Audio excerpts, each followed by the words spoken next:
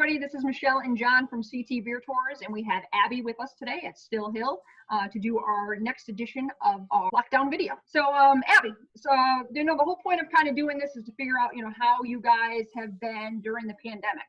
So, can you tell us kind of a little bit about, how things have kind of shifted in your world?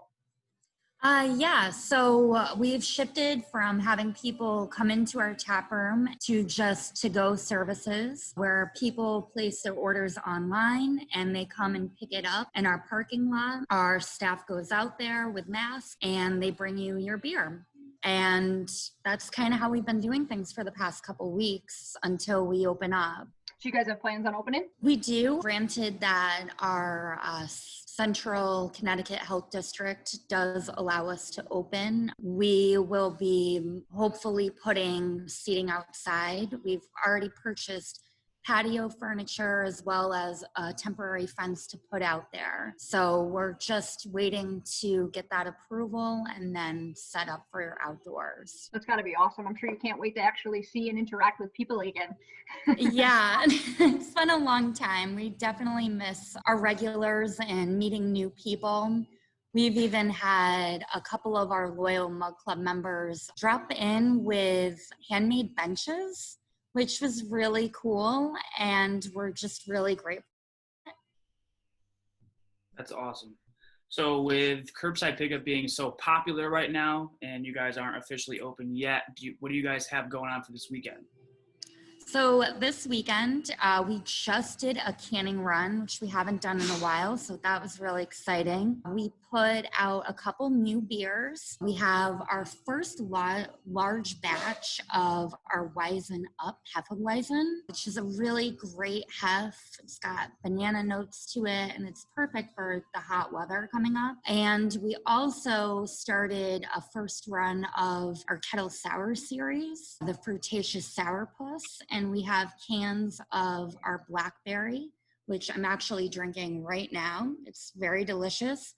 Not too tart and very fruity, light and refreshing.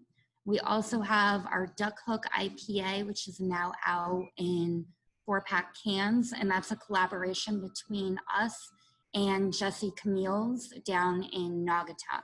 Those all sound delicious. The Hefeweizen, that's definitely up John's alley. That's like one of his favorites.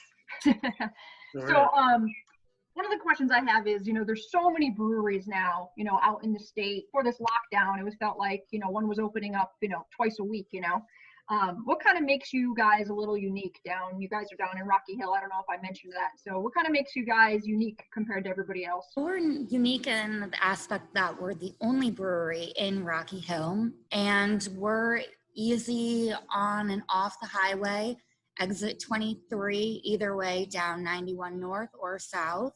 So it makes us semi-easy to find. We are set back in a industrial park, so that's the only tricky part. But we are set differently than other breweries because we're so small too. Our staff is really close-knit and there's only a few of us. Even before COVID, we had 7 people in our staff, so we're pretty tiny.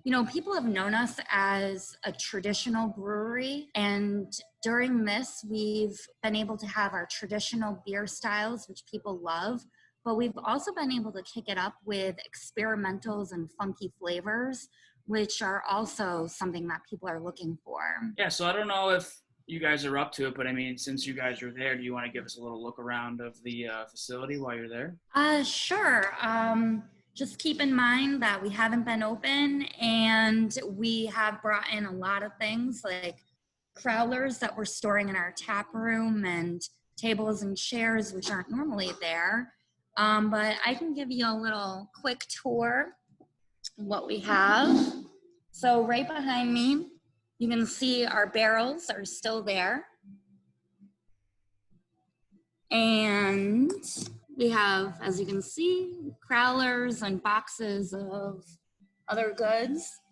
We've actually had to move all of our tables and chairs out of the way so people know that we are not open to the public, which we have stacked over there. I don't know if you can see. Have you had people just showing up assuming that you're open? Yes, Yeah, we I bet. have. We've had people that just have walked in if we had forgotten to lock the doors after our last service. So we have had to put a plethora of notes on the doors and tape off the come in part of our sign, which is sad because we love people and we love having you in the tap room, but we also have to take in mind the safety of everybody, considering that we do love our patrons and we want to keep them safe. And we've even had, just like some other breweries, we have had people try to pop up and do some tailgating, but we do not encourage that. We encourage you going home and enjoying your beer in the comfort of your own area. That's fair. It's funny. It's funny. We've had people like ever since they said like the May 20th opening, we've been getting all these, emails coming in saying, I want to go on a tour. I want to go on a tour. And we're like, well, first of all, you have to be like a group of 5 and, and second of all, like not many places are open. People just assume like everybody's open now, and they're not, Right. So that must be difficult for you guys too. It is. But everybody's pretty patient. Like I'm sure they are there as soon as they realize that you're not open.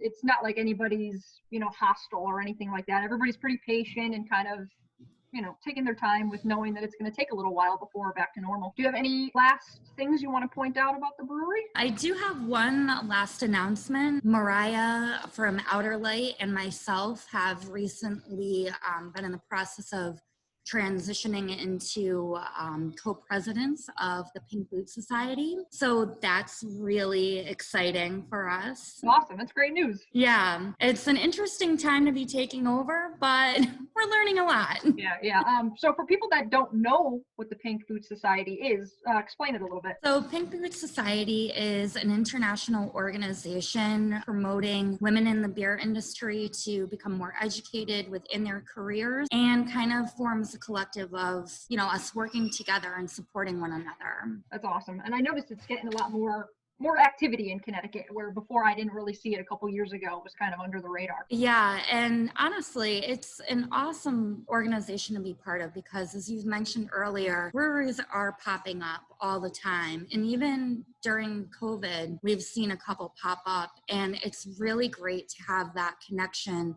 and support. We recently had a virtual meeting the other week talking about the same things. What are we doing? How are we, personally dealing with this? And to be able to support one another and bounce ideas off collectively, even though we all don't work at the same brewery, it's amazing. Yeah. I mean, that's the one thing that's cool about the industry just in general. Everybody is very supportive with one another. That ain't going to go anywhere, No. But thank you, Abby, for talking with us today and taking out a time of your day. For everybody watching, please check them out. Check out their website as well as Facebook for their curbside pickup and hopefully announcements that they will be opening their outdoor seating. Yes. Thank you guys so much. Thank you. Take care. You too.